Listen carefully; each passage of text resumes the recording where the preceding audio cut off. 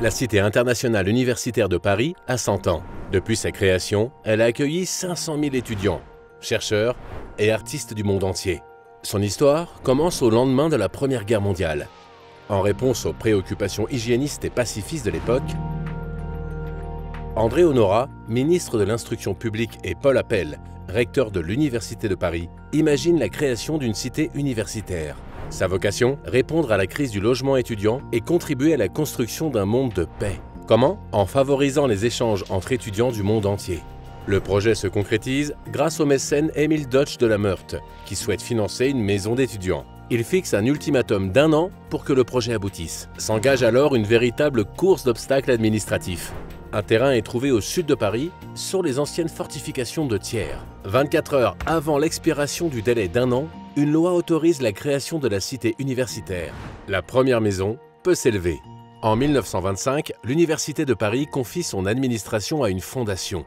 Constituée grâce à Jean Branet et David Weil, elle sera la base nécessaire à l'évolution de ce projet visionnaire. André Honorat multiplie alors les voyages pour exposer son idéal et rechercher des fonds. Personnalités scientifiques et mécènes se mobilisent et financent l'édification d'une maison. L'architecte Lucien Beckmann et le paysagiste Jean-Claude Nicolas Forestier conçoivent l'aménagement du parc qui doit mêler paysages, construction et terrain de sport. Entre 1925 et 1938, 21 maisons sont construites.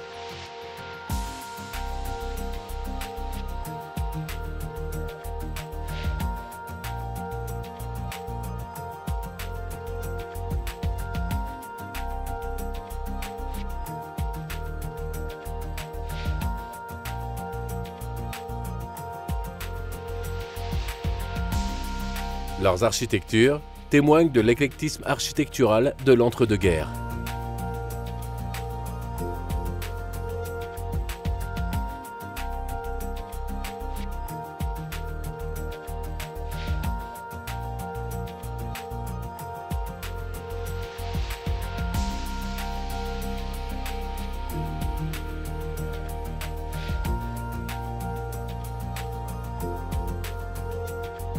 À la veille de la guerre, le campus accueille 2400 résidents.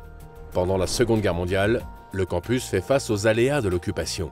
Après-guerre, les constructions reprennent. Le monde change, la cité universitaire aussi. Phare de la réconciliation, la cité universitaire accueille une maison de l'Allemagne et de l'Italie dès les années 50. De jeunes États, nés de la décolonisation ou de guerre d'indépendance, affirment aussi leur influence via la construction d'une maison sur le campus.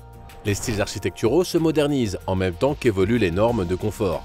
La mixité se développe. À la fin des années 50, la construction du boulevard périphérique met fin aux ambitions d'extension. Comme lors de la première période de construction, le campus voit se déployer des chefs-d'œuvre signés par les plus grands architectes et designers.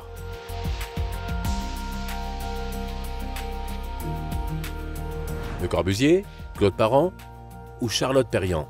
En 1969, le campus compte 17 nouvelles maisons et accueille jusqu'à 5500 étudiants. C'est en 2012 qu'un échange foncier entre l'État, la Ville de Paris et la Chancellerie des Universités de Paris permet de nouvelles constructions.